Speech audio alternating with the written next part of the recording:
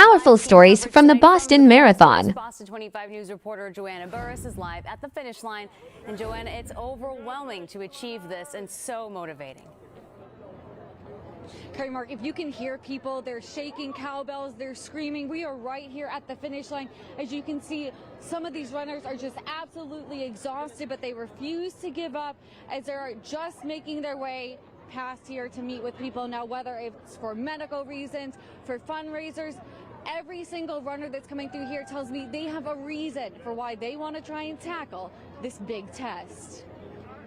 Welcome to Boston!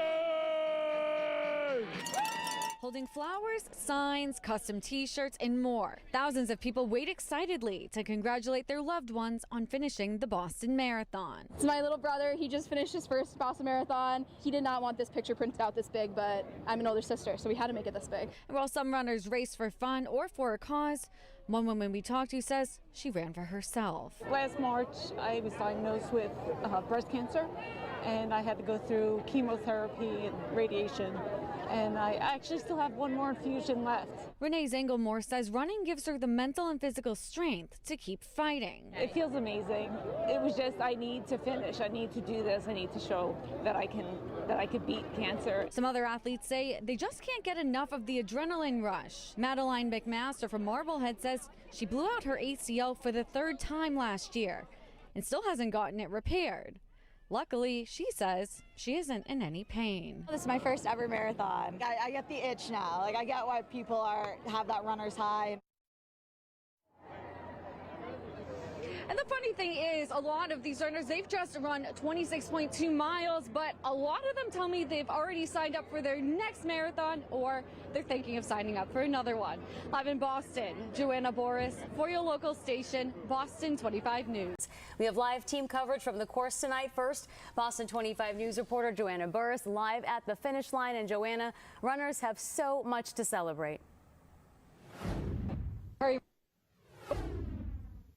That they've actually completed the marathon. If you take a look, you can see some people limping. They're taking off their sneakers. They have some sore feet, but everybody is in such a good mood. This is where some of them are reuniting with their family.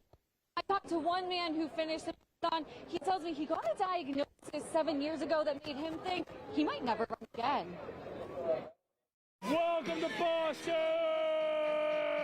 As runners made their way through the finish line in the 128th Boston Marathon, Everyone ran a marathon today. They look fresh as daisies. they were greeted with water, snacks, and this hype up man. Heartbreak Hill, more like Heartbreak Speed Bump for all these runners.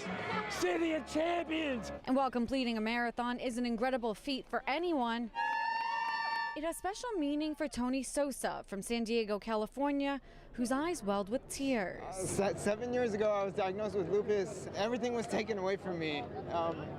My life stopped. Sosa says there was a time where he could barely walk half a mile. There was a point where I never thought I could run again, just because of how hard lupus was ravaging my body. But with a little help from his faith and his family, he says he refused to hang up his sneakers, completing his very first Boston Marathon today and his fourth in total. This speaks volumes for what a little bit of faith can do, and just not giving up and not stopping. And I can't wait to see you at next year's Boston Marathon.